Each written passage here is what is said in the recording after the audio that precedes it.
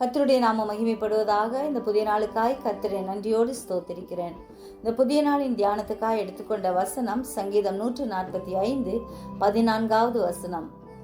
கர்த்தர் விழுகிற யாவரையும் தாங்கி மடங்கடிக்கப்பட்ட யாவரையும் தூக்கி விடுகிறார். இது தாவீது பாடின ஸ்தோத்திர சங்கீதம். கர்த்தருடைய நாமத்தை தாவீது எப்பொழுதும் ஸ்தோத்திரித்தார். கர்த்தருடைய அதிசயங்களை நினைத்து ஒவ்வொரு நாளும் துதித்தார்.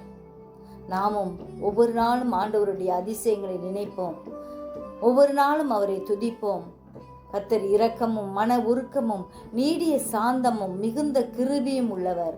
அனைவரையும் நேசிக்கும் அன்பின் தெய்வம். விழுகிற யாவரையும் தூக்கி விடுகிற ஆண்டவர்.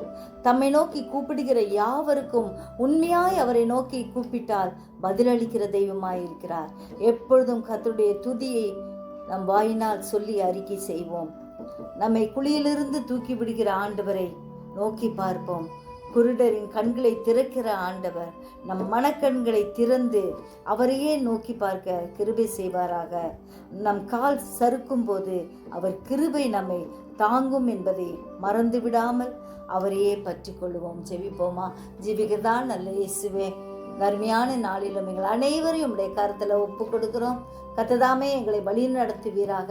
எங்களை ஏந்தி சுமந்து தப்புவிக்கிற ஆவியானவர் எங்களோடு கூட இருக்கிறபடியால் நன்றியோடு ஸ்தோத்திரிக்கிறோம்.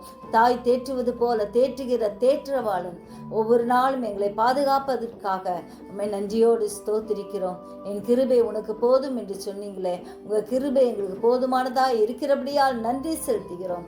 எம்மட்டும் காத்த தேவன் இனிமேலும் காத்து வழி நடத்தும்படியாய் எங்களை தாழ்த்தி உடைய கருத்தில் ஒப்பு கொடுக்கிறோம். அனைவரையும் ஆசீர்வதியும். உலக நாடுகளின் சமாதானத்தை காண கிருபை செய்யும். இயேசுவின் மூலம் ஜெபம் கேளும் பிதாவே, ஆமென்.